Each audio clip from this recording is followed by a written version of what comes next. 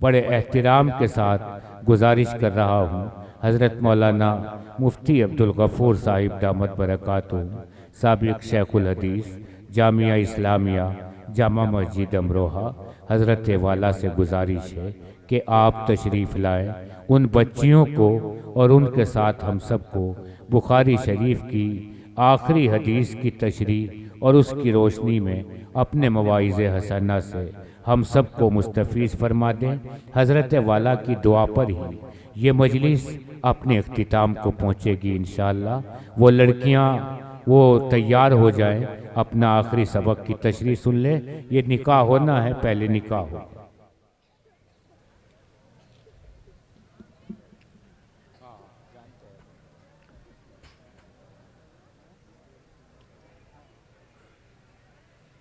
मेहर 5,000 है और वो भी उधार है।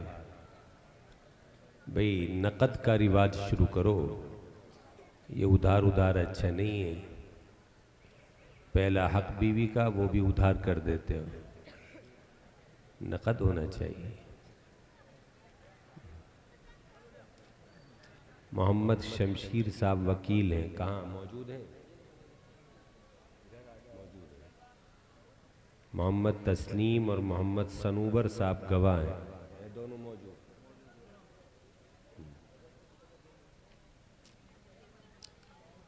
तो फिर भी जल्दी अदा कर दी। इजाजत ले ली लड़की से।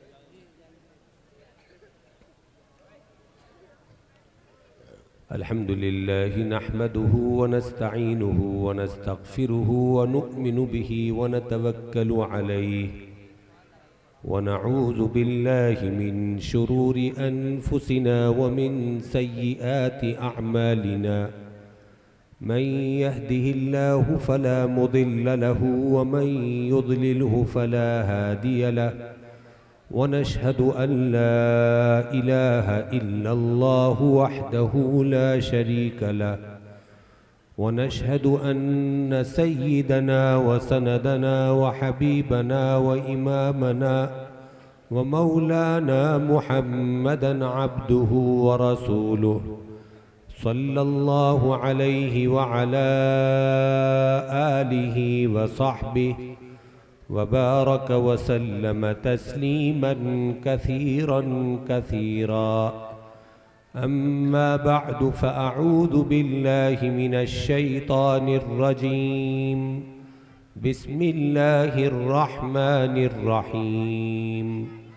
या अय्युहन नासु इत्तक़ू रब्बकुमुल्लज़ी ख़लक़कुम मिन नफ़्सिन वाहिदह व ख़लक़ मिन्हा ज़ौजहा व बस्स मिन्हुमा रिजालन कसीरन व निसाअ वत्तक़ुल्लाह अल्लज़ी तसाअलून बिही वल अरहाम इन्नल्लाह कान अलैकुम रक़ीबा। वक़ाल जल्ल व अला या अय्युहल्लज़ीन आमनु इत्तक़ुल्लाह हक़्क़ तुक़ातिह वला तमूतुन्न इल्ला व अंतुम मुस्लिमून। वक़ाल सुब्हानहु व तआला या अय्युहल्लज़ीन आमनु इत्तक़ुल्लाह वक़ूलू क़ौलन सदीदा युस्लिह लकुम अअमालकुम व यग़फ़िर लकुम ज़ुनूबकुम व मन युतिइल्लाह व रसूलहु फ़क़द फ़ाज़ फ़ौज़न अज़ीमा। वक़ाल अन्नबिय्यु सल्लल्लाहु अलैहि वसल्लम अअज़मुन निकाहि बरकतन ऐसरुहु मऊना। वक़ाल अन्नबिय्यु सल्लल्लाहु अलैहि वसल्लम अन्निकाहु मिन सुन्नती।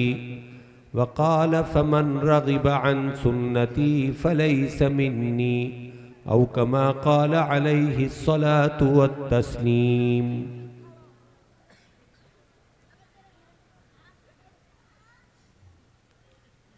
जनाब मोहम्मद यामीन साहब की साहबजादी रूबीना खातून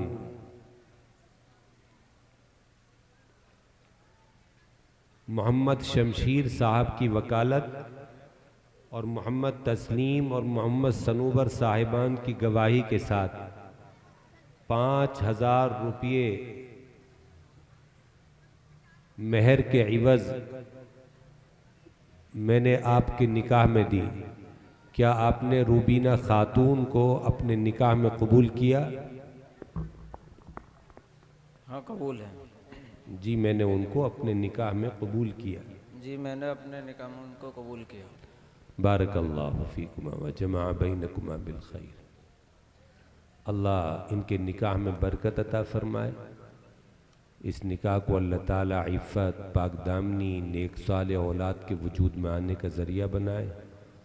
अल्लाह ताला दोनों को खैर पर जमा फरमाए, नेकी पर जमा फरमाए। इस रिश्ते में बरकत, दवाम और इस्तेहकाम पैदा फरमाए। इनको खुशगवार पुरसुकून ज़िंदगी नसीब फरमाए।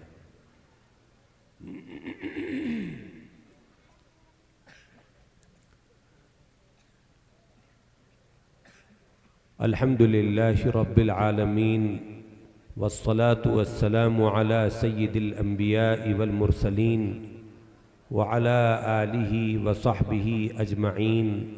अम्मा बअद फ़इन्न अस्दक़ल हदीस किताबुल्लाह व अहसनल हदी हदी मुहम्मदिन सल्लल्लाहु अलैहि वसल्लम व खैरल उमूरि अवाज़िमुहा व शर्रल उमूरि मुहदसातुहा व कुल्ल मुहदसतिन बिदअ व कुल्ल बिदअतिन ज़लाला व कुल्ल ज़लालतिन फ़िन्नार। व बिस्सनदिल मुत्तसिल मिन्ना इला शैख़िल इमामिल हुमामिल हाफ़िज़िल हुज्जा अमीरिल मुअमिनीन फ़िल हदीस अबी अब्दिल्लाह मुहम्मद इब्न इस्माईल इब्न इब्राहीम इब्न अल-मुग़ीरह इब्न बरदिज़बा अल-जुअफ़ी अल-यमानी अल-बुख़ारी रहिमहुल्लाहु तआला। अल्लाहुम्मा अन्फ़अना बिउलूमिही व उलूमिहिम आमीन या रब्बल आलमीन। अन्नहु क़ाल बाबु क़ौलिल्लाहि व नज़अुल मवाज़ीनल क़िस्त लियौमिल क़ियामा व अन्न अअमाल बनी आदम व क़ौलहुम यूज़न। व क़ाल मुजाहिदुन अल-क़िस्तासु अल-अदलु बिर्रूमिय्या व युक़ालु अल-क़िस्तु मस्दरुल मुक़सित व हुवल आदिल व अम्मल क़ासितु फ़हुवल जाइर। व बिही क़ाल हद्दथना अहमद इब्न अशकाबा क़ाल हद्दथना मुहम्मद इब्न फ़ुज़ैल अन उमारत इब्न अल-क़अक़ा'i अन अबी ज़ुरअत अन अबी हुरैरत रज़ियल्लाहु तआला अन्हु क़ाल क़ाल अन्नबिय्यु सल्लल्लाहु अलैहि वसल्लम कलिमतानि हबीबतानि इलर रहमान खफ़ीफ़तानि अलल लिसान सक़ीलतानि फ़िल मीज़ान सुब्हानल्लाहि व बिहम्दिही सुब्हानल्लाहिल अज़ीम।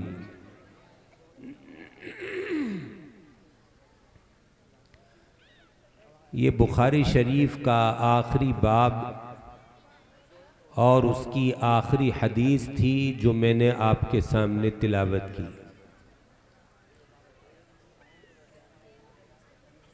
और इसी आखिरी हदीस पर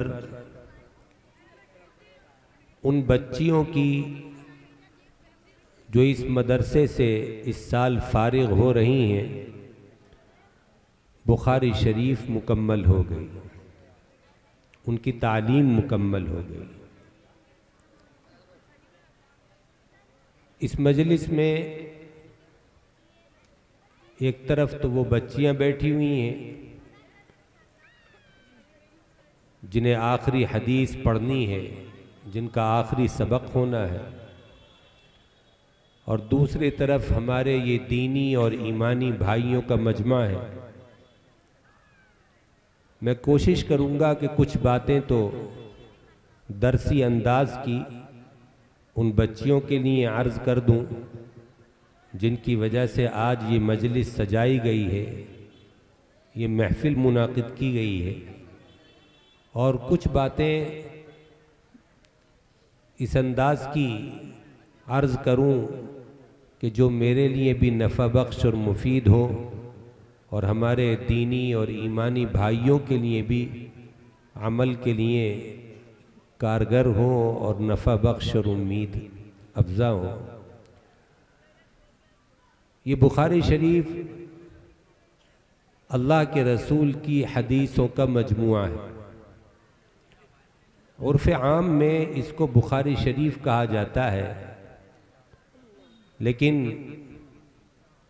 हकीकत में इस किताब का नाम खासा तवील और लंबा है।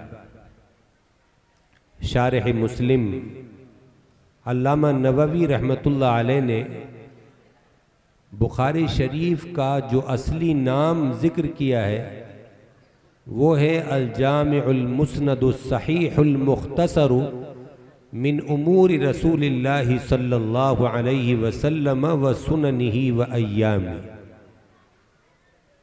बुखारी शरीफ के शारिह साहिब फ़थहुल बारी अल्लामा इब्न हजर अस्क़लानी रहमतुल्लाह अलैह ने भी इसी से मिलता जुलता नाम बयान किया है। उन्होंने नाम बताया है अल-जामिउस सहीहुल मुस्नदुल मुख्तसरु मिन हदीस रसूलिल्लाहि सल्लल्लाहु अलैहि वसल्लम व सुननिही व अय्यामी। ये लंबा सा नाम है बुखारी शरीफ का। इस नाम के हर जुज़ से और हर लफ्ज़ से इस किताब के किसी न किसी मज़मून की तरफ और इस किताब की किसी न किसी सिफत की तरफ इशारा होता है। नाम का पहला जुज़ है अल-जामि। मुहद्दिसीन की इस्तिलाह में जामि उन किताबों को कहा जाता है जिनमें 8 किस्म के मज़ामीन से मुताल्लिक़ रिवायात दर्ज हो, और वो 8 किस्में हैं सियर, आदाब, तफसीर, अकाइद, फितन, अहकाम, अशरात और मनाक़िब। इन 8 मौज़ूआत से मुताल्लिक़ अगर रिवायात किसी किताब में मौजूद होती हैं तो उस किताब का नाम अल-जामि रखा जाता है। बुखारी शरीफ में भी ये तमाम मज़ामीन और इन मज़ामीन से मुताल्लिक़ रिवायात मज़कूर हैं। इसीलिए इमाम बुखारी रहमतुल्लाह अलैह की इस किताब का नाम अल-जामि रखा गया। दूसरा जुज़ मुस्नद है। इमाम बुखारी ने अपनी इस किताब में इसालतन जितनी हदीसें ज़िक्र की हैं वो सब बासनद हैं। आसार को, तालीक़ात को उन्होंने तबअन और ज़िम्नन ज़िक्र किया है। तो चूँकि असल की हैसियत से बाप के तहत जो हदीस लाए हैं वो बासनद है, मुस्नद है, मरफू है, इसलिए इस किताब का नाम अल-मुस्नद पड़ा। और अस-सही इसको इसलिए कहा जाता है कि जितनी भी हदीसें इमाम बुखारी रहमतुल्लाह अलैह अपनी इस किताब में लेकर के आए हैं वो सब मुहद्दिसीन की इस्तिलाह के मुताबिक सही दर्जे की हदीसें हैं, दर्जे सिहत पर फाइज। ये बच्चियां जानती हैं और इन्होंने पढ़ा है कि हदीस सही उस हदीस को कहते हैं जिसकी सनद मुत्तसिल हो, जिसका रावी आदिल और ताम ज़ब्त हो और जिसकी सनद में कोई शुज़ूज़ और इल्लत क़ादिहा न हो। फिर इमाम बुखारी की शर्तें और ज़्यादा सख्त हैं। हज़रतुल इमाम ने अपनी शराइत के मुताबिक जिन हदीसों को सही जाना उन्हीं को इस किताब के अंदर दर्ज फरमाया। गोया कि हर हदीस इस किताब की सही दर्जे पर फाइद है, इसलिए इसको अस-सही कहा जाता है। मिन उमूर रसूलिल्लाह सल्लल्लाहु अलैहि वसल्लम से नबी करीम अलैहिस्सलाम के अक़वाल की तरफ इशारा फरमाया।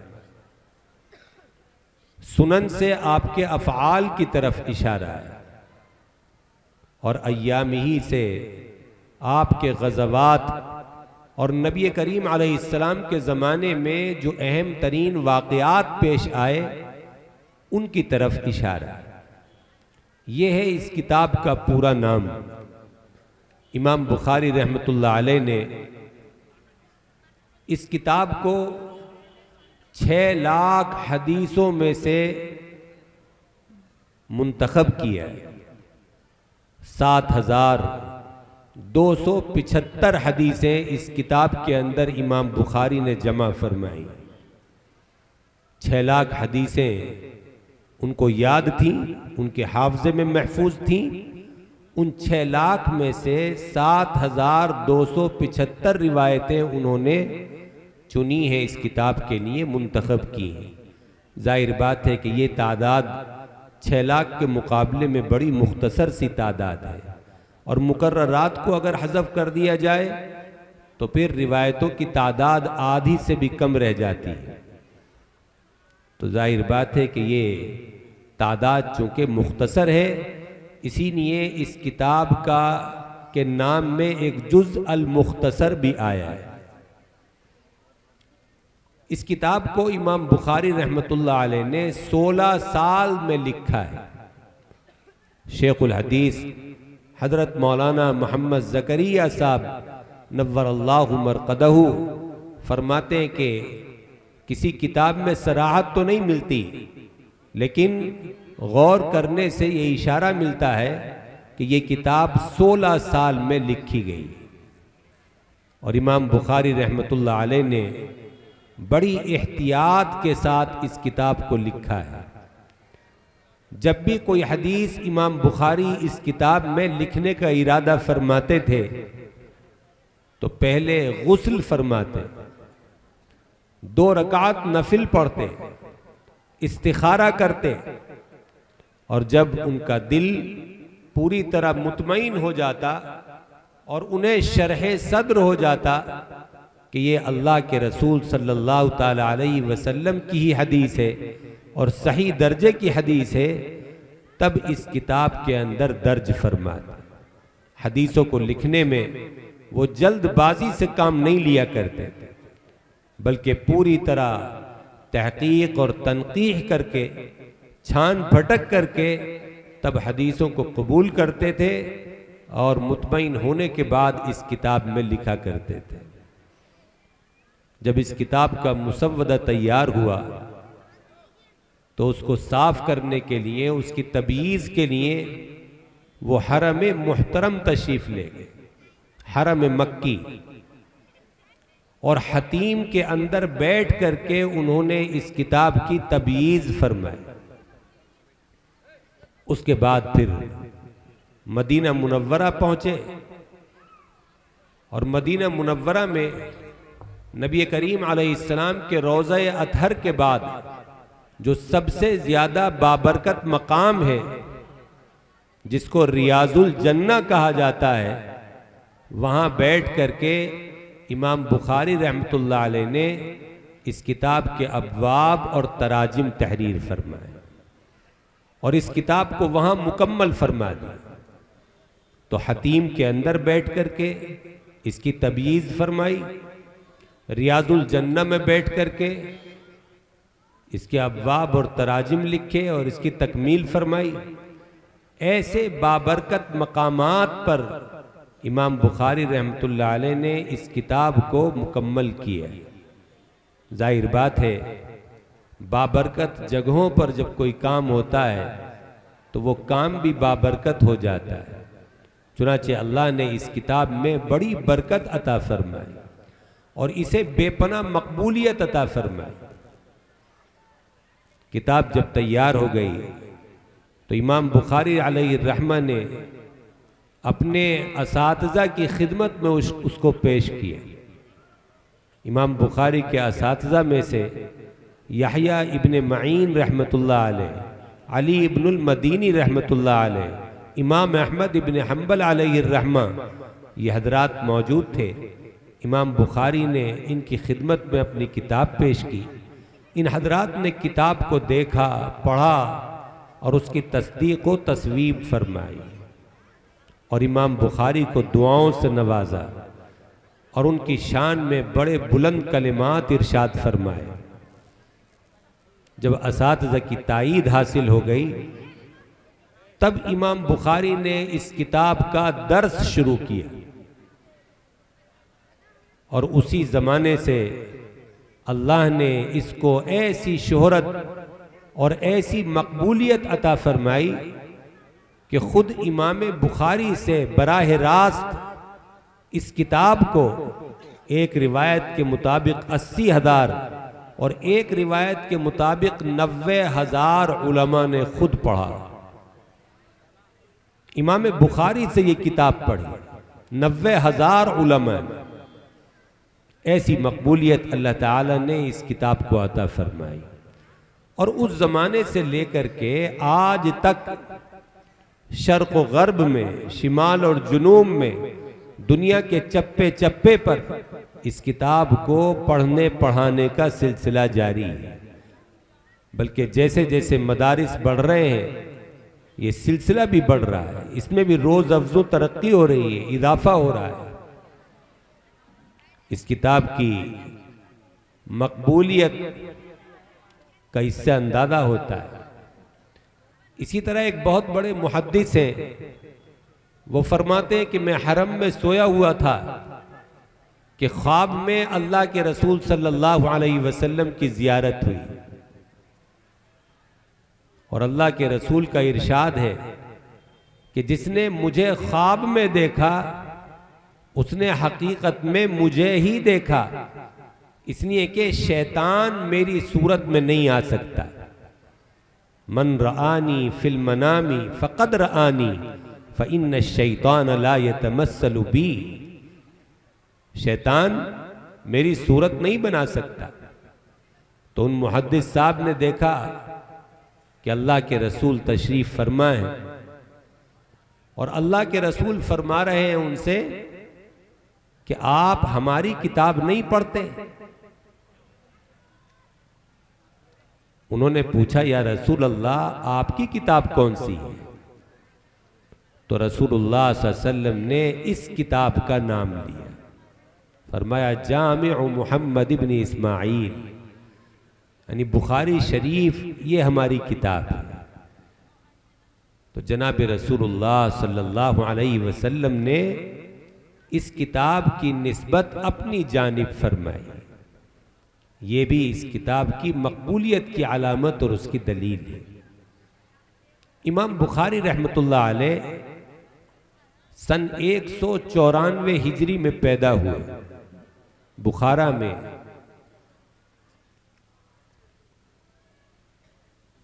बचपन में थे अभी कि किसी वजह से उनकी बीनाई चली गई, आंखें चली गई। वालिद का साया सर से उठ चुका था, यतीम थे, वालदा परवरिश कर रही थी। जब वालदा ने ये देखा कि मेरे बेटे की आंखें चली गईं, दिखाई देना बंद हो गया, तो वो तड़प गई। और इमाम बुखारी की वालदा बड़ी नेक, आबिदा, जाहिदा, मुत्तकी, परहेजगार खातून थी। चुनाचे उन्होंने अपने बच्चे के लिए अल्लाह से तड़प करके, ललक करके दुआ मांगी कि ऐ बारे इला मेरे बच्चे की आंखें वापस कर दीजिए, इसकी बीनाई लौटा दीजिए। दुआ करती रही कि एक दिन ख्वाब में हजरत इब्राहीम अलैहिस्सलाम तशरीफ लाए, अल्लाह के जलीलुल कद्र पैगंबर, और उन्होंने आकर के इमाम बुखारी की वालदा को खुशखबरी सुनाई ख्वाब में कि अल्लाह ताला ने आपके बेटे की बीनाई वापस कर दी। जब सुबह को नींद से बेदार हुई तो देखा कि वाकई इमाम बुखारी की आंखें वापस आ गई, बीनाई वापस आ गई, उनको नजर आ रहा है।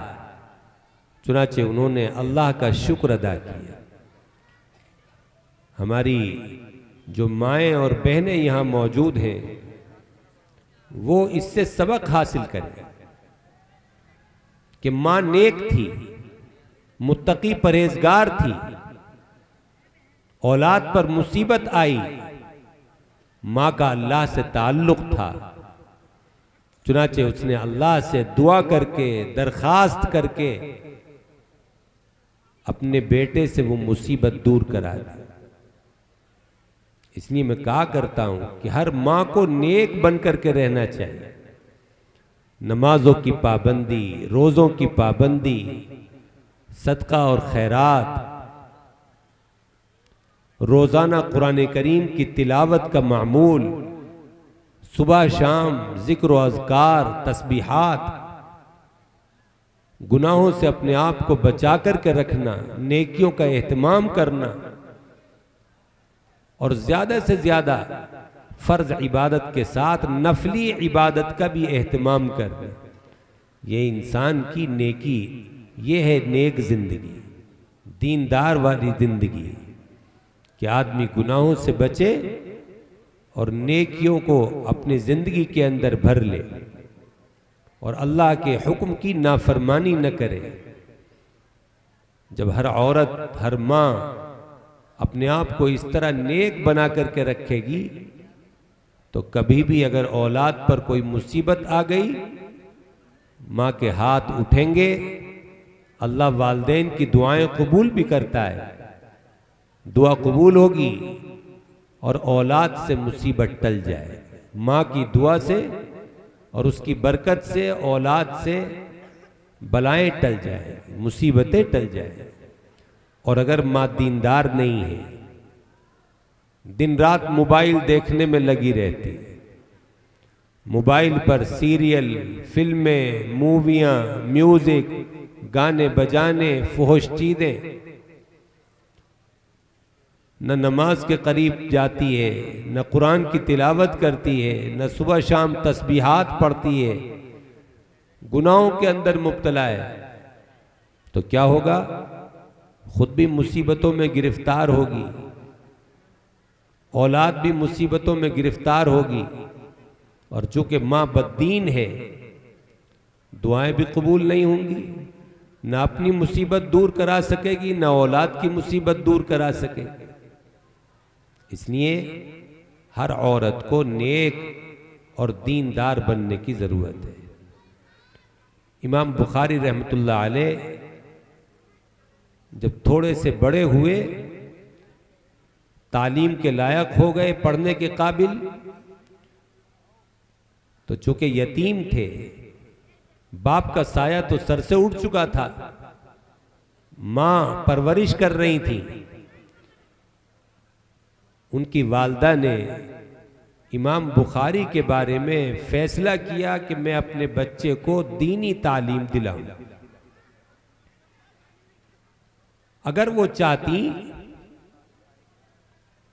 तो अपनी औलाद को मेहनत मजदूरी पर भी लगा सकती थी कि तुम्हारे बाप का साया सर से उठ चुका है, अब घर में कोई कमाने वाला नहीं है, जाओ मजदूरी करो, मेहनत करो, खेती बाड़ी में लगो, बागबानी में लगो, किसी दुकान पर काम कर लो, ताकि 4 पैसे लेकर के घर में आओ और घर का खर्चा चले।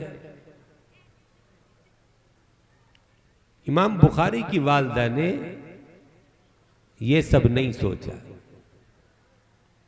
दुनिया की दौलत की तरफ उन्होंने नजर नहीं उठाई, उनसे पैसे नहीं कमवाए, मेहनत मजदूरी नहीं कराई, बल्कि ये फैसला किया कि मैं अपने बच्चों को दीनी तालीम दिलाऊं। उनकी आखिरत की फिक्र की, उनके दीन की फिक्र की। वो जानती थी कि दुनिया की जिंदगी तो गुजर ही जाएगी। अल्लाह ने हर इंसान की रोजी मुकर्रर कर दी है और जो रोजी अल्लाह ने जिसकी लिख दी है वो उसे मिलकर के रहेगी और उसमें अब न कोई कमी होगी न इजाफा और ज्यादती होगी। बस अल्लाह ने एक बार जितनी लिख दी रोजी उतनी ही रहे। तो इमाम बुखारी की वालदा जानती थी कि रोजी की जिम्मेदारी तो अल्लाह ने ले रखी है, बच्चों के भूखा मरने का कोई डर उन्हें नहीं था। अल्लाह पर भरोसा था, अल्लाह पर तवक्कुल था, इसलिए उन्होंने रोजगार की फिक्र नहीं की, बल्कि उस चीज की फिक्र की जिसकी फिक्र हर माँ बाप को करनी चाहिए कि मेरे बच्चों का दीन दुरुस्त हो जाए, आखिरत संवर जाए। ऐसी तालीम में इन्हें दिला दूं जिससे दुनिया के अंदर भी औलाद को इज्जत मिले और आखिरत में भी इनको अल्लाह की तरफ से राहत, आराम, ऐश, जन्नत और उसकी नेमतें मिले। और वो तालीम है कुरान की तालीम, हदीस की तालीम, दीन की तालीम। चुनाचे इमाम बुखारी की वालदा ने इमाम बुखारी को मकतब में दाखिल किया, जहां इमाम बुखारी ने बहुत जल्दी कुरान करीम को हिफ्ज कर लिया, हाफिज कुरान बन गए। फिर दूसरे उलूम सीखे और उसके बाद फिर उन्हें हदीसों को याद करने का शौक हो गया। चुनाचे अल्लाह के रसूल की हदीसें याद करनी शुरू कर दी। अल्लाह ने इमाम बुखारी अलैहि रहमा को ऐसा कवी हाफजा अता फरमाया था, उनकी याददाश्त ऐसी मजबूत थी, जिस चीज को एक बार देख लेते वो हमेशा हमेश के लिए उन्हें याद हो जाता।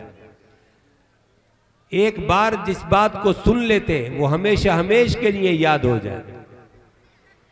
चुनाचे 10 साल की कुल उम्र थी कि 70,000 हदीसें सनद के साथ इमाम बुखारी को हिफ्ज हो गई, उनके सीने में महफूज हो गई। 10 साल का बच्चा, 10 साल की उम्र कुछ ज्यादा नहीं होती, लेकिन इतनी कम सिनी में और कम उम्री में 70,000 हदीसों का याद कर लेना, ये करामत ही कही जा सकती है। ये उनकी करामत थी और अल्लाह का उनके ऊपर इनाम था। और उसके बाद फिर ये सिलसिला आगे बढ़ता रहा। 1080 उस्तादों से उन्होंने इल्म हासिल किया। हम तो 10-20 उस्तादों से इल्म हासिल कर लेते हैं। कोई आदमी अपने उस्तादों को गिने तो तादाद 10, 20, 30 तक पहुंच जाएगी। इमाम बुखारी को इल्म हासिल करने का इतना शौक था कि जिसके बारे में भी पता चल जाता था कि उसके पास अल्लाह के रसूल की हदीस है, तो सफर की तैयारी करते। अगर वो दूर होता, बाहर होता, तो सफर करके उसके पास पहुंचते और उससे हदीस का इल्म हासिल करते, वो हदीस हासिल करते। एक एक हदीस की खातिर लंबे लंबे सफर तय किया करते थे इमाम बुखारी रहमतुल्लाह। हदीसों से ऐसा इश्क था, ऐसा लगाव था। जैसे आपने सुना होगा कि एक मर्तबा हजरत जाबिर इब्न अब्दुल्ला रजी अल्लाह ताला अन्हु, जो सहाबी रसूल थे, उन्होंने सिर्फ एक हदीस हासिल करने के लिए मुल्क शाम का सफर किया था, जहां एक दूसरे सहाबी रहते थे, अब्दुल्ला इब्न उनैस रजी अल्लाह अन्हु। 1 महीने का सफर सिर्फ एक हदीस की खातिर। सहाबा को भी ऐसे ही इश्क था हदीस नबवी से, और यही इश्क विरसे में मिला था सहाबा और ताबईन से इमाम बुखारी रहमतुल्लाह अलैह को। चुनाचे वो भी हदीसों को पढ़ने के लिए, हदीसें सुनने के लिए बड़े बड़े लंबे और मशक्कत और तकालीफ से भरे हुए सफर किया करते थे।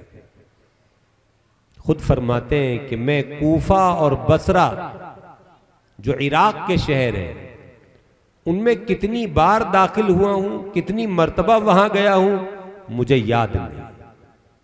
इतनी कसरत के साथ वो सफर करते थे। और कूफे और बसरे तो इतनी मर्तबा गए, कहते मुझे याद ही नहीं कि कितनी मर्तबा गया। इमाम बुखारी अलैहि रहमा बड़े मुत्तकी, बड़े परहेजगार थे। अल्लाह ताला ने यूं ही उनकी किताब को इतनी मकबूलियत अता नहीं फरमाई। बल्कि खुद उनकी जात बड़ी बाबरकत थी। आता है किताबों में कि पाबंदी के साथ वो रात में तहज्जुद पढ़ा कर और देर तक खड़े होकर के उसमें कुरान की तिलावत करते। हर 3 दिन में एक कुरान मुकम्मल कर लिया करते थे इमाम बुखारी रहमतुल्लाह अलैह। हर 3 दिन में एक कुरान। हदीस की मशगूलियत के साथ 10 पारे कुरान करीम के यौमिया रोजाना पढ़ना यह उनका मामूल था। हम तो ठाली फिरते बैठकों में, चौराहों पर, गली कूचों में, इधर उधर बैठ करके खाली वक्त गुजार लेते। हमारे नौजवान घंटों घंटे मोबाइल में लगे रहते, व्हाट्सएप पर, फेसबुक पर, इंस्टाग्राम पर मूवियाँ देख रहे हैं, रील्स देख रहे हैं, लेकिन कुरान पढ़ने के लिए उनके पास टाइम नहीं। पाव पारा, आधा पारा रोजाना कुरान का पढ़ लें, इसकी हमें तौफीक नहीं मिलती। सारे कामों के लिए हमारे पास वक्त है, टाइम है, लेकिन अल्लाह के कुरान की तिलावत के लिए हमारे पास वक्त और टाइम नहीं। बात असल ये है कि हमें नेकियों से दिलचस्पी नहीं है, अल्लाह की इबादत से दिलचस्पी नहीं है। और कुरान जो अल्लाह का कलाम है उसकी आजमत और अहमियत हमारे दिलों में नहीं है, तिलावत से दिलचस्पी और मोहब्बत नहीं, इसलिए हम कुरान को उठा करके भी नहीं देखते।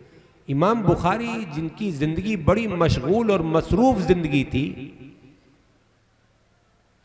इसके बावजूद वो 10 पारे रोजाना बिला नागा कुरान करीम पढ़ा करते थे, तिलावत कर लिया करते थे और गुनाहों से बचने का खास एहतमाम फरमाया करते थे।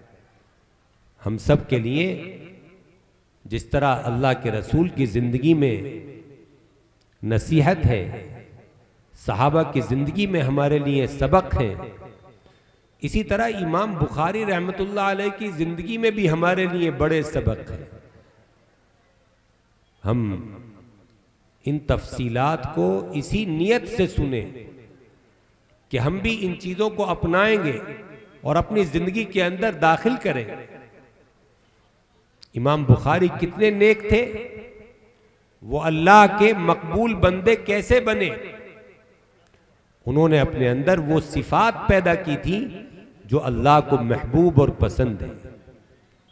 अगर हम और आप भी वो सिफात अपने अंदर पैदा कर लें तो यकीन जानिए कि हम भी अल्लाह के महबूब और अल्लाह के पसंदीदा बंदे बन जाएं। अल्लाह के दरवाजे सबके लिए खुले हुए। हम तो माइल बकरम हैं, कोई साइल ही नहीं, राह दिखलाएं किसे, रह रवे मंजिल ही नहीं। कोई इस रास्ते पर चल करके तो देखे, हम तो करम की बारिशें करने के लिए तैयार, रहमत से नवाजने के लिए तैयार है। कोई आए तो सही। वल्लदीन जाहदू फीना लनहदियन्नहुम सुबुलना, जो हमारे रास्ते में मेहनत करता है हम उसे रास्ते, उसके लिए रास्ते खोल दें, उसे अपने रास्तों की रहनुमाई अता कर देते हैं, रास्ता दिखा देते हैं उसे, सच्चाई का, हक का, निजात का, कामयाबी का रास्ता। ये अल्लाह का ऐलान है। तो अगर हम भी वही खूबियां जो इमाम बुखारी ने अपने अंदर पैदा की थी और जिन खूबियों की बुनियाद पर अल्लाह ने उनको और उनकी किताब को कबूल फरमाया, अगर वही खूबियां हमारे अंदर भी आ जाएं तो हमारा भी काम बन जाएगा, हमारा भी बेड़ा पार हो जाएगा। क्या खूबियां थी?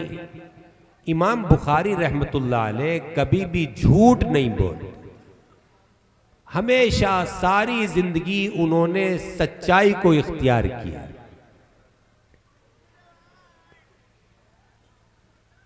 कुरान करीम में अल्लाह ताला का इरशाद है, कूनू मअस सादिकीन, सच्चों की सोहबत में रहो। जो लोग कौल के अमल के सच्चे हैं उनकी सोहबत में बैठो, उनके साथ रहो, ताकि तुम्हारे ऊपर उनके असरात पड़े,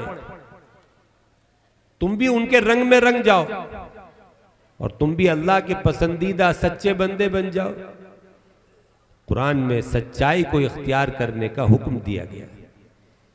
इसी तरह नबी करीम अलैहिस्सलातु वस्सलाम ने अपनी उम्मत को सच बोलने और सच्चाई को इख्तियार करने का हुक्म फरमाया और फरमाया इन्ना सिद्क़ युंजी वल किज़्ब युहलिक। देखो, सच बोलना इंसान को नजात दिलाता है, मुसीबत से निकल जाता है इंसान सच बोलने से। अल्लाह ताला की मदद बंदे के शामिल हाल हो जाती है जब वो सच बोलता है और झूठ के गुनाह से अपने आप को बचाता है। और अगर झूठ बोलता है, कबीरा गुनाह के अंदर मुब्तला होता है, तो फिर अल्लाह अपनी मदद उठा लेता है और वो और ज्यादा फंसता चला जाता है। अल्लाह रास्ते निकालने के बजाय उसे और फंसा देता है। इसीलिए नबी करीम अलैहिस्सलाम ने फरमाया वल किज़्ब युहलिक, झूठ इंसान को हलाक करता है, तबाह बर्बाद कर देता है।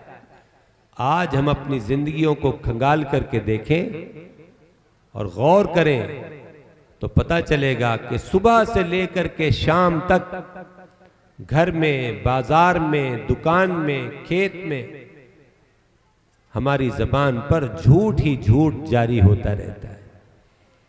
और जब से ये मोबाइल आया तब से झूठ बोलना और आसान हो गया। आदमी घर में है, मोबाइल पर बाजार में बता देता है मैं बाजार गया हूं, मैं बाहर गया हूं। अब कौन मोबाइल में नजर तो आता नहीं, सिर्फ आवाज आती है। झूठ बोलना आसान हो गया इस मोबाइल की वजह से, और झूठ और ज्यादा हमारे मुआशरे के अंदर फैल गया, हमारी जिंदगियों के अंदर आ गया। इमाम बुखारी रहमतुल्लाह अलैह जिस तरह सहाबा सच्चे थे, ताबईन सच का एहतमाम करते थे, तबे ताबईन सच बोलने का एहतमाम करते थे, इसी तरह इमाम बुखारी की जिंदगी में भी सच्चाई पाई जाती है और अल्लाह को सच बोलना पसंद है।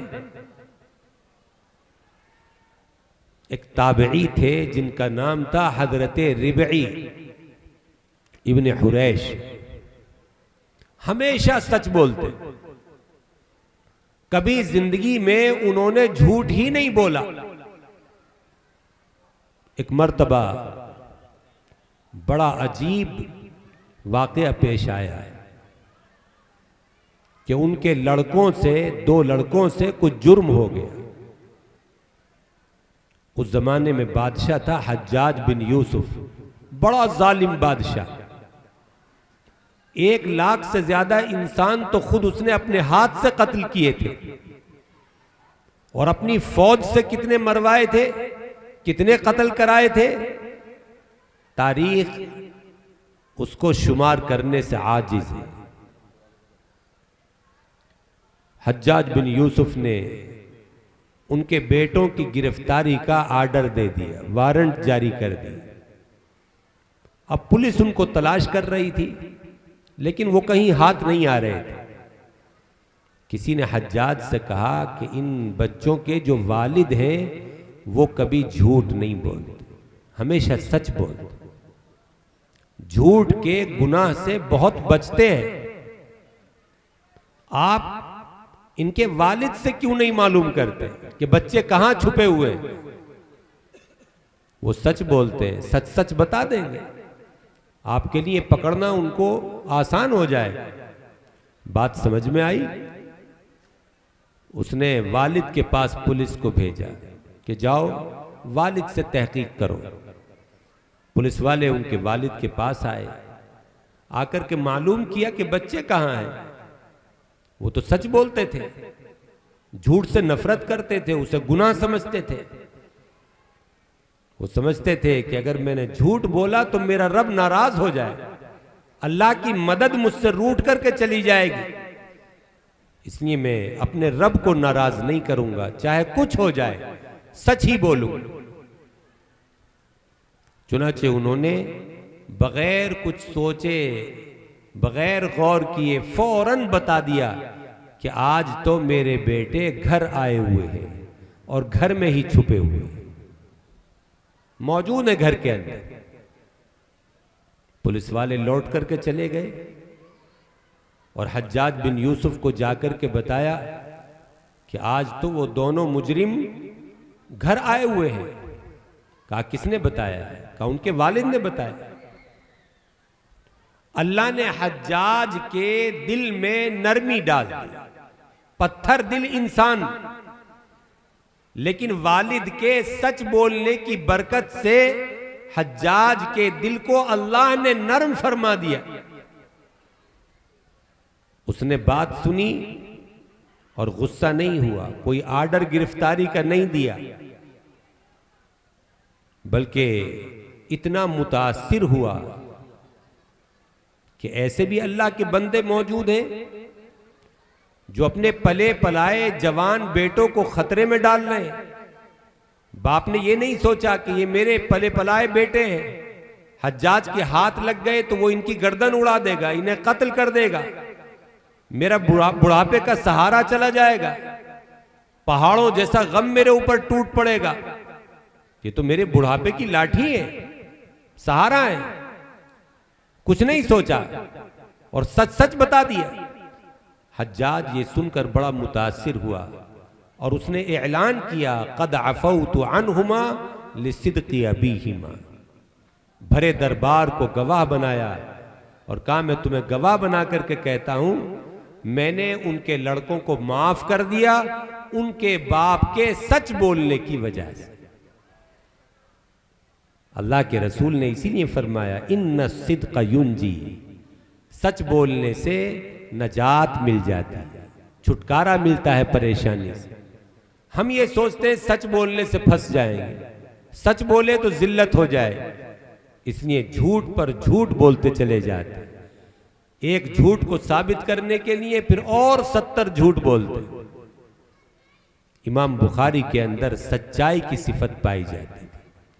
इसी तरह दूसरी सिफत थी इमाम बुखारी के अंदर कि वो कभी किसी की गीबत नहीं किया करते। किसी के मुंह पर, उसके सामने या पीठ पीछे कोई ऐसी बात उसके बारे में कहना जिसे सुनकर उसे तकलीफ हो, तकलीफ दे बात, बुराई की बात, इसको गीबत कहा जाता है। इमाम बुखारी रहमतुल्लाह अलैह फरमाया करते थे, मुझे अल्लाह की जात से उम्मीद है कि अल्लाह ताला कयामत के दिन मुझसे गीबत के बारे में सवाल नहीं करेगा। क्यों? इसलिए कि सारी जिंदगी मैंने किसी की गीबत की ही नहीं। गीबत से बचना कितना मुश्किल काम है। जाने अनजाने में, चाहे न चाहे में, इंसान के मुंह से किसी न किसी की बुराई निकल ही जाती है। लेकिन इमाम बुखारी रहमतुल्लाह अलैह ने इरादा किया, अल्लाह ने उनकी मदद फरमाई और सारी जिंदगी उनको गीबत से बचा दी। और उन्होंने अपने आप को गीबत से क्यों बचाया? इसलिए कि वो जानते थे कि ये सख्त तरीन गुनाह है, अल्लाह को नाराज करने वाला गुनाह है। कुरान करीम में अल्लाह ताला ने गीबत के बारे में इरशाद फरमाया कि किसी की गीबत करना ऐसा है जैसे अपने मुर्दार भाई की लाश से नोच नोच करके गोश्त खाना। जितना बुरा, जितना मकरू और नापसंदीदा काम यह है कि आदमी अपने मुर्दार भाई के लाश से गोश्त काट करके, खींच करके, नोच करके खाए। फरमाया इतना ही बुरा है किसी मुसलमान भाई की गीबत करना। और नबी करीम अलैहिस्सलाम ने अपनी हदीस में फरमाया, अल गीबतु अशद्दु मिनज़ ज़िना, गीबत का मामला जिना से भी सख्त है।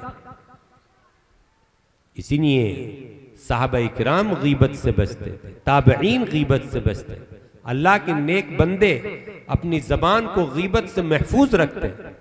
लेकिन हमारा हाल ये है कि जरा सी किसी से अनबन हो जाए, लड़ाई हो जाए, बस हर वक्त उसके पीछे पड़े रहे, सुबह शाम दिन रात, घर में बैठक में जहां देखो उसकी बुराई, उसकी ऐब जोई, उसमें कीड़े निकालना, उसकी अच्छाइयों को भी बुरे अंदाज से जिक्र करना। उसकी अच्छाइयां भी बुराई बन जाती है, ऐब बन जाते हैं जब किसी से हम दुश्मनी पाल लें। लेकिन ईमान वाले की शान ये है कि अगर किसी से दुश्मनी भी है तो इंसाफ की बात है। वला यजरिमन्नकुम शनआनु कौमिन अला अल्ला तादिलू। अल्लाह कुरान में फरमाता है तुम्हें किसी कौम की दुश्मनी इस पर आमादा न करे कि तुम इंसाफ से हट जाओ, ना इंसाफी की बात कहने लगो। नहीं, दुश्मनी अपनी जगह, लड़ाई झगड़ा अपनी जगह है, लेकिन इसका मतलब यह नहीं है कि हम झूठ मूठ उसके ऊपर इल्जाम लगाएं, उसके अंदर कीड़े निकालें, उसकी अच्छाइयों को भी बुराई बनाकर के जिक्र करें। इंसान को इतना नहीं गिरना चाहिए, ये मोमिन की शान नहीं है। लेकिन हमारा हाल यही है कि जहां बैठकों में, जहां मजलिसों में चार आदमी जुड़ करके बैठे, थोड़ी देर तो गाड़ी पटरी पर चलती है, अच्छी बातें होती हैं, और थोड़ी देर के बाद गाड़ी पटरी से नीचे उतरती है और हम ऐब और बुराइयां तलाश करने में लग जाते हैं, एक दूसरे की बुराई करने में लग जाते हैं। बल्कि इससे बढ़कर के एक और गंदी आदत हमारे अंदर आम होती जा रही है। वो क्या है? कोई आदमी हमारे सामने आकर के बैठा, हमारे पास बैठा, बैठक में आकर बैठ गया, उसके मुंह पर उसकी तारीफें कर रहे हैं, तारीफों के पुल बांधे जा रहे हैं, उसे खुश करने के लिए झूठी तारीफें हो रही। और जैसे ही वो उठ करके गया, उसने पीठ फेरी, बाहर निकला, फौरन उसकी बुराइयां शुरू हो गई। ऐसे आदमी को दो रुखा आदमी कहते हैं, दो मुंह वाला, इसके सामने कुछ, उसके सामने कुछ। हदीस पाक में आता है अल्लाह कयामत के दिन ऐसे आदमी की तरफ नजरे रहमत नहीं फरमाएगा जो दो मुंह वाला होगा, दो रुखा होगा, दोगला होगा। इसलिए सामने और पीछे हमारी हालत एक सी रहनी चाहिए, ये नहीं कि सामने कुछ पीछे कुछ। तो गीबत से इमाम बुखारी रहमतुल्लाह अलैह बचा करते थे, और ऐसे बचे कि सारी जिंदगी एक मर्तबा भी उनकी जबान पर किसी की गीबत ही नहीं आई। कितनी अच्छी खसलत थी उनके अंदर। यही मामला वादों को पूरा करने का है। किसी से वादा करते तो उसे पूरा करते, कभी वादा खिलाफी नहीं करते। अल्लाह के रसूल ने झूठ बोलना, अमानत में खयानत करना, वादा करने के बाद मुकर जाना, वादे की खिलाफ वर्जी करना, इसको मुनाफिकों की अलामत बताया। और लड़ाई झगड़ा हो जाए तो गालम गलोच पर उतर आना। फरमाया ये चार चीजें जिसके अंदर हो वो पक्का मुनाफिक है। और मुनाफिक हम जानते हैं किसे कहते हैं? जो सिर्फ ऊपर से मुसलमान नजर आता हो लेकिन उसके दिल के अंदर ईमान न हो, इस्लाम न हो, ऐसे आदमी को मुनाफिक कहा जाता है। नबी करीम अलैहिस्सलाम ने इन चार खसलतों को जिक्र करके फरमाया जिसके अंदर ये चार बुरी आदतें हों, झूठ बोलता है, अमानत में खयानत करता है, वादा करता है तो वादे को पूरा नहीं करता, उसकी खिलाफ वर्जी कर देता है, और किसी से लड़ाई झगड़ा हो जाए तो गालम गलोच पर उतर आता है। फरमाया ये मुनाफिक आदमी है जिसके अंदर ये चार खसलत है। और अगर चार नहीं है, एक ही खसलत है, तो एक दर्जे का मुनाफिक है, दो है तो दो दर्जे का मुनाफिक। अल्लाह ताला हमारी हिफाजत फरमाए इन बुरी खसलतों से। तो इमाम बुखारी रहमतुल्लाह अलैह वादे के भी पक्के थे। आज हमारे मुआशरे के अंदर वादे की कोई अहमियत नहीं रही। आदमी को जब जरूरत पड़ती है तो कर्ज लेने के लिए निकलता है, अपने रिश्तेदारों से, दोस्तों से, जान पहचान वालों से, और ऐसा गरीब मिस्कीन जरूरतमंद बनकर के आता है, ऐसा रो करके अपने हालत बयान करता है कि हर एक को उस पर रहम आ जाए, और मुंह भर भर करके वादे करता है आपकी रकम मैं 1 हफ्ते में वापस कर दूंगा, 1 महीने में वापस कर दूंगा। और जहां रकम हाथ में आई ऐसी आंखें फेरता है कि फिर वापसी का नाम नहीं लेता। महीनों क्या सालों गुजर जाते हैं, कर्ज देने वाला पछताता है कि मैंने क्यों दिया था कर्ज, उसकी जूतियां टूट जाती हैं घर के चक्कर लगाते लगाते, मगर इसे रहम नहीं आता। हदीस पाक में अल्लाह के रसूल ने फरमाया मतलुल गनी जुल्मुन, आदमी का मौका है, मालदार है, पैसा पास में है, फिर भी टाल मटोल कर रहा है, कर्जा अदा नहीं कर रहा। फरमाया ये जुल्म की बात है, ये इसका जुल्म है, ये जुल्म कर रहा है कर्ज देने वाले पर।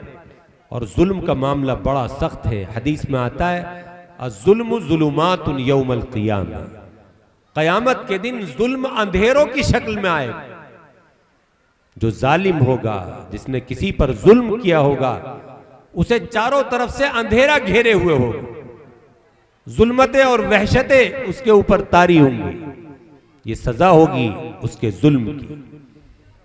तो मेरे अजीज दोस्तों बुजुर्गों, इमाम बुखारी अलैहि रहमा के अंदर ये पाकीज़ा आदतें थी। और क्या आदत थी?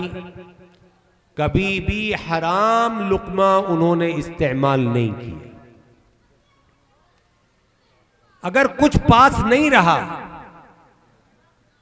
खाली हो गए बिल्कुल, न किसी के आगे भीख मांगी, हाथ फैलाया, अपनी खुदी को बेचा। खुददार थे, गयूर थे, गैरतमंद, हयादार, दरख्त के पत्ते चबा करके गुजारा कर लिया, 2-4 बादाम खा करके गुजारा कर लिया, खजूरें खा करके गुजारा कर लिया, लेकिन हराम आमदनी इस्तेमाल नहीं की, हराम नहीं कमाया, हराम पर नहीं उतरे। बल्कि उनके बारे में किताबों में लिखा है कि एक मर्तबा बीमार हुए, उनको दिखाया गया हकीम को, तो हकीम ने कहा कि ऐसा मालूम होता है, कारूरा देख करके, उनका पेशाब देख करके हकीम ने कहा ऐसा मालूम होता है कि ये मरीज सालन इस्तेमाल नहीं करता।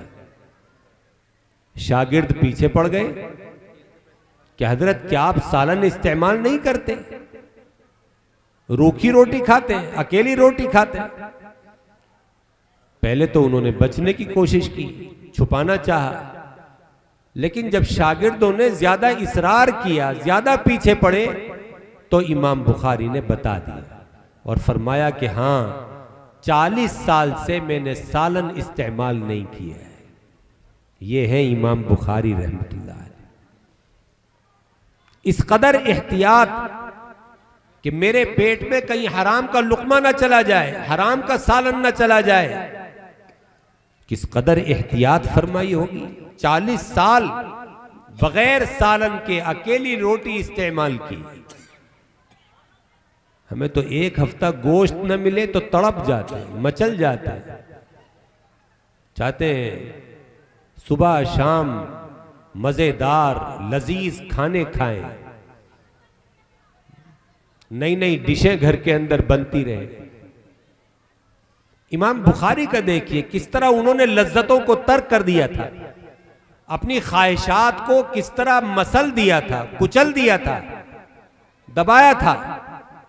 वो जानते थे कि दुनिया चंद दिन की है और यहां की लज्जतें फानी हैं, खत्म होने वाली हैं। हमेशा बाकी रहने वाली लज्जतें तो आखिरत की है, मजे तो असल आखिरत के मजे हैं। और नबी करीम अलैहिस्सलाम ने भी सहाबा को यही बताया था कि ऐश तो आखिरत का ऐश है। किताबुल मगाजी बुखारी शरीफ में मौजूद है। नबी करीम अलैहिस्सलातु वस्सलाम खंदक के खोदे जाने के वक्त सहाबा से फरमाया करते थे, ऐश तो आखिरत का ऐश, दुनिया का ऐश क्या है? इसलिए इमाम बुखारी रहमतुल्लाह अलैह ने इतना बड़ा मुजाहिदा फरमाया, इतनी बड़ी कुर्बानी दी। और आज हम हैं कि खाने पीने के चक्कर में हलाल हराम को भी नहीं देख रहे। जुए का आ जाए, सट्टे का आ जाए, सूद का आ जाए, झूठ बोल करके कमा लें, माल में मिलावट करके कमा लें, नापतोल में डंडी मारनी पड़े तो वो कर लें, लेकिन बस पैसा आ जाए, ऐश आ जाए। मेरे भाइयों, ऐसे ऐश किसी काम के नहीं है जो हराम आमदनी से हासिल हो, बल्कि ये ऐश की जिंदगी कयामत के दिन इंसान के लिए वबाल बन जाए। आज हमारे मुआशरे में हराम रोजगार, हराम आमदनी और उसके जराए फैलते जा रहे हैं, आम होते जा रहे हैं। कितने हमारे भाई हैं जो सूदी लेन देन में मुब्तला हैं। सूद अल्लाह ने कुरान में हराम करार दिया, अहल्लल्लाहुल बैअ व हर्रमर रिबा। अल्लाह ने खरीदो फरोख्त को हलाल किया है और सूद को हराम फरमा दिया। सूद कैसा भी हो, किसी भी शक्ल सूरत में हो, कुरान का हुक्म है कि हराम है, हराम है, हराम है। और कैसा हराम? फरमाया नबी करीम अलैहिस्सलातु वस्सलाम ने कि सूद का 1 रुपया 36 मर्तबा जिना करने के बराबर। एक हदीस में फरमाया सूद का खाना अपनी मां के साथ मुकाला करने जैसे। एक हदीस में फरमाया कि अगर 10 रुपये का किसी ने कपड़ा खरीदा और उसमें 1 रुपया हराम का है, जब तक उसके जिस्म पर रहेगा उसकी कोई नमाज कबूल नहीं होगी। एक हदीस में फरमाया कि अगर हराम का 1 लुकमा किसी के पेट में चला गया तो 40 दिन तक उसकी कोई दुआ कबूल नहीं की जाती। यह हराम की नहूसत, हराम की बुराई और कबाहत। लेकिन आज बस हर एक के दिल में एक ही सौदा समाया हुआ है, रातों रात लखपति बन जाऊं, करोड़पति बन जाऊं, मालदार बन जाऊं, सेठ बन जाऊं, कारखाने लग जाएं, बिल्डिंग बन जाए, कारें आ जाएं, बड़ा आदमी बन जाए। और इस चक्कर में आदमी न सूद देख रहा है, न सट्टा देख रहा है, न जुआ देख रहा है। किसी के गर्दन पर छुरी भी चलानी पड़े और पैसा आ रहा हो तो बस पैसा लेने के लिए सब कुछ करने तैयार है। ऐसी हमारी आंखें अंधी हो गई कि हलाल और हराम की तमीज ही हम खो बैठे। मेरे भाइयों, अगर हम चाहते हैं कि हमारी नमाजें कबूल हो, दुआएं कबूल हो, तो हमें चाहिए कि हलाल रोजी का एहतमाम करें।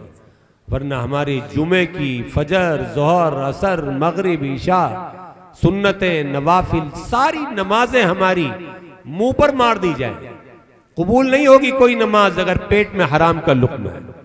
और ये औलाद जिसे घर में लाकर के हम हराम खिला रहे हैं, ये छोटे छोटे बच्चे नन्हे मुन्ने, इनका गोश्त, इनका पोस्त, इनकी खाल, इनके बाल, इनका दिल, इनका दिमाग, इनका खून जब हराम खिलाएंगे तो हराम से तैयार होगा। और जो दिल हराम से तैयार होगा, बड़े होकर के उसके अंदर नेकियों के जज्बे पैदा हों, आमाले सालिहा के इरादे उस दिल के अंदर आए, ये नहीं हो सकता। जो बच्चा हराम माल से पला बड़ा हो, वो तो बड़े होकर के काले करतूत करेगा, माँ बाप को सताएगा, ऐसे काम करेगा जिससे माँ बाप जलील और रुसवा हो। वो वली नहीं बन सकता, वो नेक और सालेह नहीं बन सकता, इसलिए कि बाप ने उसे बचपन में हराम ग़िज़ा खिलाई है। उस हराम के असरात उसके खून में, उसके दिल के अंदर मौजूद। बल्कि एक हदीस में आता है कि जो जिस्म हराम माल से तैयार होगा वो जन्नत के काबिल करार नहीं दिया जाएगा, वो जन्नत के लायक नहीं होगा, जन्नत में दाखिल नहीं होगा। इसलिए हमारी ये औलादें, ये बच्चे कल कयामत के दिन हमारा दामन पकड़ेंगे, गिरेबान पकड़ेंगे और माँ बाप से कहेंगे कि तुमने हमें हराम खिलाया, जिसकी वजह से हमारे जिस्म के हिस्से हराम माल से तैयार हुए और आज हम जन्नत के लायक नहीं बन सके। अगर तुम हमें हलाल खिलाते, हलाल रोजी से परवरिश करते, थोड़ी सी घर में आमदनी ले आते मगर हलाल खिलाते, तो हमें ये दिन न देखना पड़ता, हम जहन्नम का ईंधन न बनते। तुम्हारी वजह से आज हमें जहन्नम में गिरना पड़ रहा है, जहन्नम के अंदर जलना पड़ रहा है। तो बाप कोई जवाब नहीं दे पाएगा, शर्मिंदा होगा औलाद के सामने, लेकिन उसके पास कोई जवाब नहीं है। तो मेरे भाइयों, इमाम बुखारी रहमतुल्लाह अलैह की इस किताब को अल्लाह ने क्यों इतनी कबूलियत अता फरमाई? इसलिए कि इमाम बुखारी बड़े नेक सिफत इंसान थे, अल्लाह के वली थे। उनके अंदर बड़ी अच्छी और उम्दा पाकीज़ा खसलतें, आदतें और वो सिफात थी जिनको अल्लाह पसंद करता है। अगर यही सिफात हर मुसलमान अपने अंदर पैदा कर ले तो अल्लाह सारी उम्मत को पसंद फरमा लेगा, सारी उम्मत अल्लाह की महबूब बन जाए। और उम्मत पर जो हालात आ रहे हैं, ये सारे हालात भी अल्लाह दूर फरमा दे। इमाम बुखारी रहमतुल्लाह अलैह ने अपनी इस किताब के अंदर आखिरी हदीस वो जिक्र की है जो मैंने आपके सामने पढ़ी, जिसमें उन्होंने अल्लाह का एक जिक्र बताया। हमारे और आपके ऊपर दिन रात मूसलाधार बारिश की तरह अल्लाह की नेमतें बरसती हैं, अल्लाह के एहसानात दिन रात हमारे ऊपर होते हैं। अब जो मालिक हमें पैदा कर रहा है, हमारी परवरिश कर रहा है, हमारी सारी जरूरतें पूरी कर रहा है, हमें खाने को पहनने को दे रहा है, हमारी जान माल इज्जत आबरू की हिफाजतें कर रहा है और दिन रात तरह तरह की नेमतों से हमें नवाज रहा है, तो हमारा भी फर्ज बनता है कि हम भी उस मालिक का जिक्र किया करें, उसे याद किया करें। नबी करीम अलैहिस्सलातु वस्सलाम के बारे में आता है, कान यज़कुरुल्लाह अला कुल्ली अहयानी, आप हर वक्त अल्लाह का जिक्र करते रहते। तो हमारी और आपकी भी जिम्मेदारी है कि हम भी उस मुहसिन जात की बड़ाई, उसकी किबरियाई के बोल बोलते रहा, कम से कम सुबह को और शाम को 3-3 4-4 तस्बीह जिक्र की जरूर पढ़ लिया करें। सुबहान अल्लाह की तस्बीह, अल्हम्दुलिल्लाह की तस्बीह, अल्लाहु अकबर की तस्बीह, इस्तिग़फार, दुरूद शरीफ, और इन्हीं तस्बीहात के साथ एक तस्बीह इसकी भी बढ़ा ले जो इस आखिरी हदीस में अल्लाह के रसूल ने बताई। इसलिए कि अल्लाह के रसूल सल्लल्लाहु अलैहि वसल्लम ने इस आखिरी हदीस में जो जिक्र बताया है अल्लाह का, जो जिक्र के कलमे इरशाद फरमाए हैं, उनके बारे में 3 बातें कही। क्या? हबीबतानी इलर रहमान, ये जिक्र अल्लाह को बड़ा पसंद है, पहली बात, रहमान को पसंद है। दूसरी बात फरमाया कि ये जबान पर बड़े हल्के फुल्के, इनका अदा करना बड़ा आसान है, बच्चा जवान बूढ़ा सब इनको पढ़ सकता है आसानी से। और तीसरी बात फरमाई, इनका अजरो सवाब बहुत ज्यादा है। क्या है वो जिक्र के कलमे? आखिर में अल्लाह के नबी ने वो जिक्र के कलमे बयान फरमाए कि वो जिक्र है सुबहान अल्लाहि व बिहम्दिही सुबहान अल्लाहिल अज़ीम। ये है बुखारी शरीफ की आखिरी हदीस जो मुझे बयान करनी, और ये है वो जिक्र के कलमे जो रहमान को पसंद है, हल्के फुल्के हैं, और कयामत के दिन जिनका वजन बहुत ज्यादा है, बड़ा अजर सवाब। तो हमें क्या चाहिए? हमें तो वही अमल करना चाहिए जो हमारे रब को महबूब और पसंद हो, और आखिरत में जिसका हमें ढेर सारा सवाब मिले। इसलिए मैंने कहा कि आप जो भी तस्बीहात पढ़ते हो पढ़ते रहिए, लेकिन एक तस्बीह इसकी भी अपने मामूल में बढ़ा लीजिए, रोजाना के अमल में इसको भी बढ़ा लीजिए। 100 दानों की एक तस्बीह, यानी 100 मरतबा इस कलमे को रोजाना पढ़िए। हदीस में आता है, अल्लाह के रसूल ने फरमाया, जो 100 मरतबा रोजाना इन कलमों को पढ़ेगा, अल्लाह उस शख्स की मगफिरत फरमा दे, मगफिरत का वादा।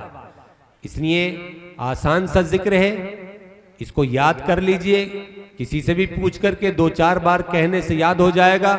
सुबहान अल्लाहि व बिहम्दिही सुबहान अल्लाहिल अज़ीम।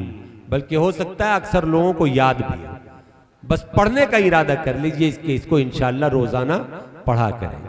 अल्लाह ताला जो कुछ अर्ज किया गया मुझे भी अमल की तौफीक अता फरमाए और आप हजरात के लिए भी अमल करना अल्लाह आसान बनाए। जो बच्चियां इस साल फारिग हुई हैं अल्लाह ताला उनको कबूल फरमाए। अल्लाह रब्बुल आलमीन उनके इल्म को कबूल फरमाए, उनकी मेहनत को कबूल फरमाए, उनके वालिदैन के जज्बे को कबूल फरमाए। ये जो बच्चे हाफिज कुरान बने हैं अल्लाह इनके वालिदैन के जज्बों को भी कबूल कर ले और हमेशा के लिए कुरान को इनके सीने में महफूज फरमा दे। कच्चा होने से, भूलने से सारी ज़िंदगी अल्लाह इनकी हिफाजत फरमाए और कुरान के मुताबिक इन्हें ज़िंदगी गुजारने की तौफीक भी अता फरमाए। वाखिरु दावाना अनिल हम्दुलिल्लाहि रब्बिल आलमीन। अब दुआ होगी, दुआ के लिए तैयार हो जाए।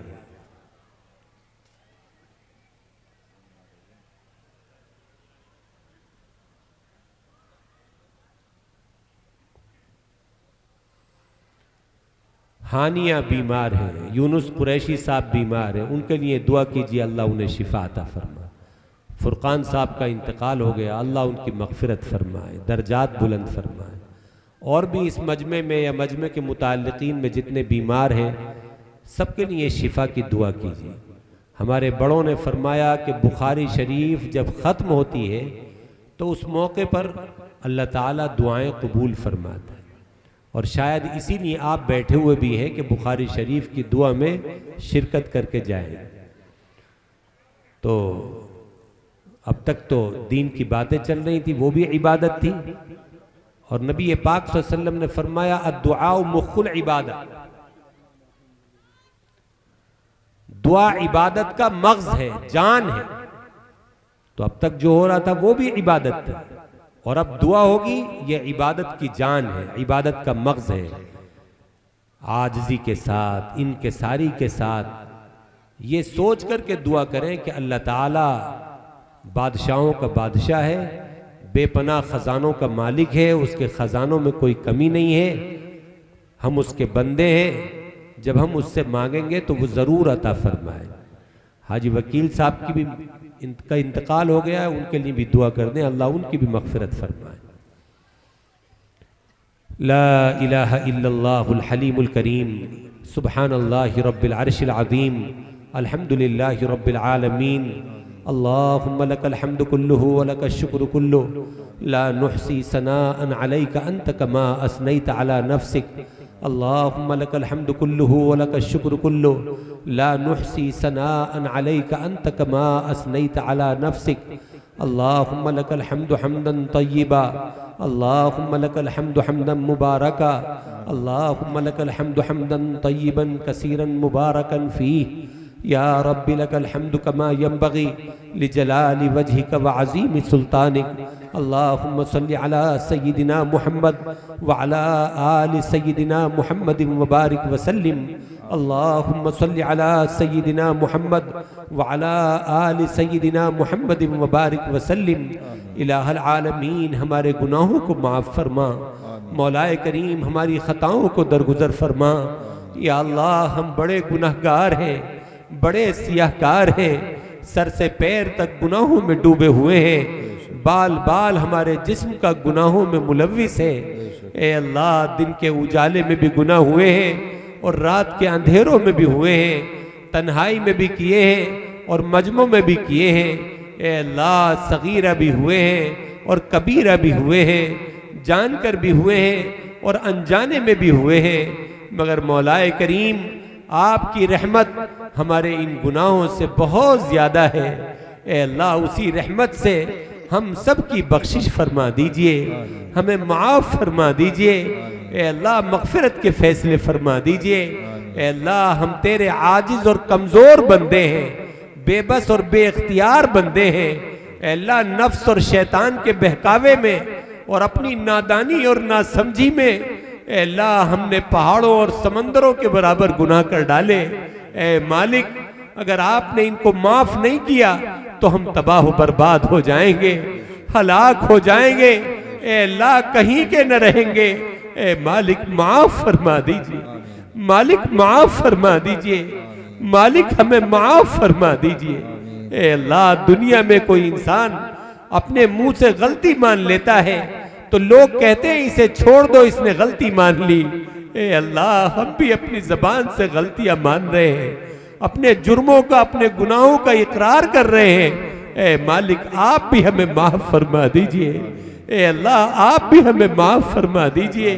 ए अल्लाह, कोई भिखारी बन करके अगर किसी गरीब के दरवाजे पर भी जाता है तो गरीब भी अपने दरवाजे से उस भिखारी को खाली हाथ लौटाते हुए शर्माता है। आप तो बादशाहों के बादशाह हैं, सखियों के सखी हैं, बेपनाह खजानों के मालिक हैं। ए अल्लाह, आज आपके दर के फकीर, आज आपके दर के भिखारी आपके सामने झोलियां फैलाए हुए हैं, हाथ फैलाए हुए हैं। अल्लाह, मग़फ़िरत की भीख चाहते हैं। ए अल्लाह, रहमतों की भीख चाहते हैं, तेरी बरकतों की भीख चाहते हैं। ए अल्लाह, आज तू भी अपने दर से अपने इन फकीरों को खाली न लौटा। ए अल्लाह, मग़फ़िरत फरमा दीजिए। अल्लाह, खाली हाथ न लौटाइए। यहाँ से उठने से पहले पहले इस पूरे मजमे की मग़फ़िरत के फैसले फरमा दीजिए, अफ़्व दरगुजर के फैसले फरमा दीजिए। ए मालिकुल मुल्क, तूने हमें बड़ी कीमती नेमतें दे रखी हैं जिनसे दिन रात हम फायदे उठा रहे हैं। ए अल्लाह, ये बेशुमार नेमतें हैं। ए अल्लाह, इन नेमतों का तकाजा तो ये था कि हम सारी जिंदगी तेरे एक हुक्म की भी खिलाफ वर्जी न करते, तेरी एक भी नाफरमानी न करते, मगर मौला हम बड़े नाशुक्रे और बड़े नाकदरे निकले। एक तरफ तेरी नेमतों से फायदे भी उठाते रहे और दूसरी तरफ तेरे दीन की मुखालफत करते रहे, तेरे हुक्मों को तोड़ते रहे। ए अल्लाह, हमारे इस जुर्म अजीम को माफ फरमा, नेमतों की इस नाशुक्री को माफ फरमा। ए मालिक, नेमतों की इस नाकदरी को माफ फरमा। ए अल्लाह, मगर तेरी जात फिर भी बड़ी करीम निकली कि इतने गुनाहों के बावजूद आपने कभी हमसे इंतकाम नहीं लिया, कभी कोई बदला नहीं लिया। आंखें गलत इस्तेमाल की, आपने देखने की कुव्वत नहीं छीनी। ए अल्लाह, हमें अंधा नहीं बनाया। ए अल्लाह, कान गलत इस्तेमाल किए, इससे गीबतें सुनी, छुप छुप करके दूसरों की राज की बातें सुनी, दूसरों के दरवाजों पर, खिड़कियों पर रातों को कान लगाए। ए मालिकुल मुल्क, मगर तूने सुनने की ताकत नहीं छीनी, बहरा नहीं किया, जबान से गलत बोल बोले, झूठ बोला, गीबतें की, चुगलखोरियां की, लोगों को तकलीफ दे जुमले बोले, कमेंट पास किए, दिल तोड़े लोगों के, तोहमतें और इल्जाम इस जबान से लगाए, मगर तूने बोलने की ताकत नहीं छीनी, हमें गूंगा नहीं बनाया। माल हराम तरीकों से कमाया, हराम जगहों पर उड़ाया, मगर तूने कारोबार ठप नहीं किए। तूने हमें मुफलिस और कल्लाश नहीं बनाया, बल्कि ए अल्लाह, तूने तो इतना करम का मामला किया कि हम गुनाहों पर गुनाह करते रहे और तू फिर भी बढ़ा बढ़ा करके हमें नेमतें देता रहा। ए अल्लाह, हम तेरे इस करम के सामने शर्मिंदा है, मुंह दिखाने के लायक नहीं है। ए मालिक, माफ फरमा दीजिए। ए अल्लाह, इस नेमतों की नाशुक्री को माफ फरमा दीजिए। मालिक, हमारे हाल पर करम फरमा दीजिए।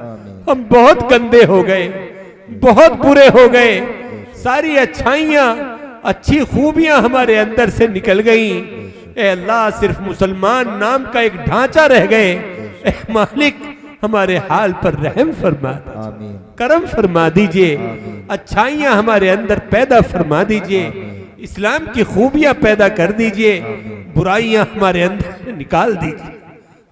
ए अल्लाह, इस मजमे के वालिदैन में से, अइज़ा अक़रबा में से, दोस्तों अहबाब मुताल्लिकीन में से, इस बस्ती में से, मदरसे के मुआविनीन में से जितने लोग भी दुनिया से जा चुके, उन सब की भी मग़फ़िरत फरमा दीजिए, उनकी कब्रों को नूर से मुनव्वर कर दीजिए, जन्नतुल फिरदौस के उनके लिए फैसले फरमा दीजिए। अल्लाह, जितने बूढ़े और कमजोर बैठे हुए हैं, ए अल्लाह, इन्हें ताकत और कुव्वत अता फरमाए, इनकी उम्र में, सेहत में बरकत अता फरमाए, आखिरी सांस तक इन्हें दूसरों का मोहताज होने से बचाइए। ए इलाहुल आलमीन, इस मदरसे को दिन दूनी रात चौगनी तरक्की अता फरमाए। ए अल्लाह, ए अल्लाह हजरत मौलाना मुनाजिर साहब की उम्र में सेहत में बरकत अता फरमाए। अल्लाह इनकी मेहनतों को कोशिशों को कबूल फरमाए, इनके लिए ज़ख़ीरे आखिरत बना दीजिए। ए इलाहुल आलमीन इनसे दीन का खूब काम लीजिए। ए अल्लाह जिस तरह आप काम ले रहे हैं और ज्यादा काम लीजिए, इनके फैज को दूर दराज तक जारी व सारी फरमाए। ए अरहमर राहिमीन, ए अकरमुल अकरमीन, जो बच्चे बच्चियां फारिग हुई हैं इनको भी अपनी बारगाह में कबूल फरमा लीजिए। अल्लाह इनके नसीब अच्छे कर दीजिए, इन्हें खुशगवार घराने अता फरमाई, खुशगवार जिंदगियां नसीब फरमाई, दीन की खिदमतों के लिए इन्हें कबूल फरमा लीजिए। अल्लाह इस मजमे में या मजमे के मुताल्लिकीन में घरों पर जितने बीमार हो सबको शिफाए कामिला आजिला अता फरमाए।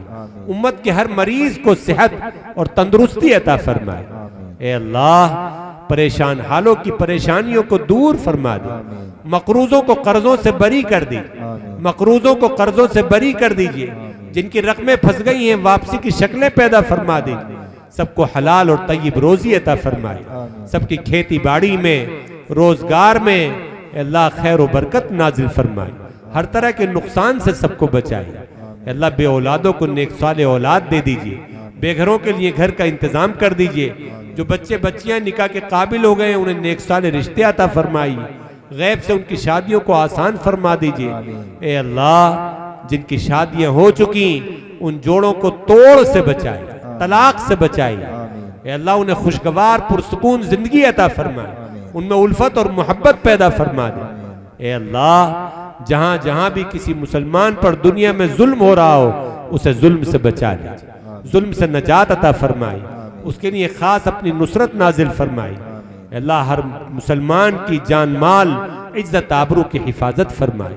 हमारे मदारिस मसाजिद खानकाएं जमातें ए अल्लाह हमारे अकाबिर सबकी हिफाजत फरमाए, सबकी उम्रों में सेहत में बरकत पैदा फरमाए। अल्लाह जो कुछ मांगा वो भी अता फरमाए, जो मांगने से रह गया अपने फजल खास से वो भी अता फरमाए, और हमारी इन टूटी फूटी दुआओं को अपने करम और नबी अकरम सल्लल्लाहु अलैहि वसल्लम के सदक़े में कबूल फरमाए। व सल्लल्लाहु तआला अला खैर खल्क़िही मुहम्मदिन व अला आलिही व सहबिही अजमईन बिरहमतिका या अरहमर